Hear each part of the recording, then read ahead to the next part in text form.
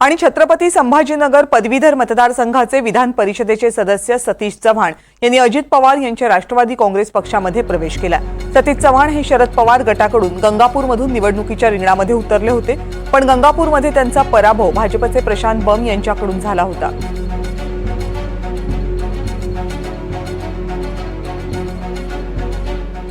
आणि 10वी आणि 12वीच्या हॉल तिकीटवर जातीचा उल्लेख करण्यात आलाय। हॉल तिकीटवर विद्यार्थ्यांना जातीचा उल्लेख करावा लागणार आहे। हॉल तिकीटवर कास्ट कॅटेगरी असा एक वेगळा कॉलम आहे। जातीचा उल्लेख पाहून विद्यार्थी आणि पालक मात्र चक्रावलेत। शिष्यवृत्तीसाठी जातीच्या रकान्याचा उल्लेख हॉल तिकीटवर केल्याचं स्पष्टीकरण महाराष्ट्र राज्य माध्यमिक आणि उच्च माध्यमिक शिक्षण मंडळाचे अध्यक्ष शरद गोसावी यांनी दिले।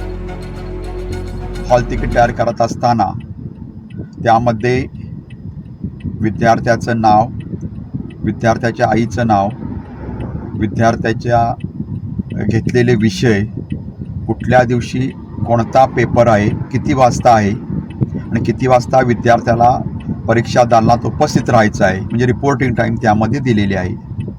त्याचबरोबर जातीचा प्रवर्ग त्यामध्ये दिलेला आहे।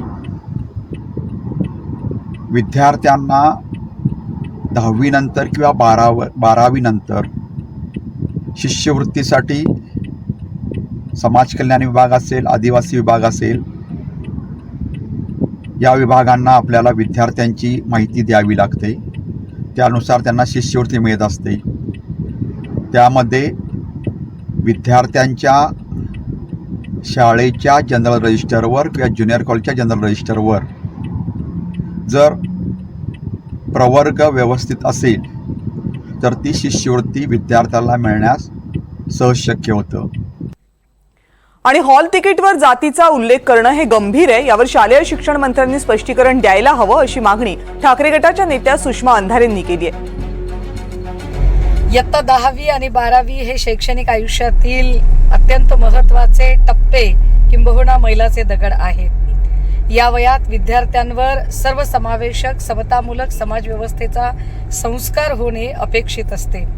मात्र जर याच काळामध्ये शिक्षण मंडळाकडून मुलांच्या प्रवेशिकेवर जातीची नोंद होणार असेल तर शिक्षण मंडळाचा उद्देश हा जात निर्मूलन किंवा सर्व समावेशक समतामूलक व्यवस्था प्रस्थापित करणे आहे की जातीधिष्ठित समाजव्यवस्था निर्माण करणे आहे, याचे उत्तर आता शिक्षण मंत्र्यांनी द्यायला हवे।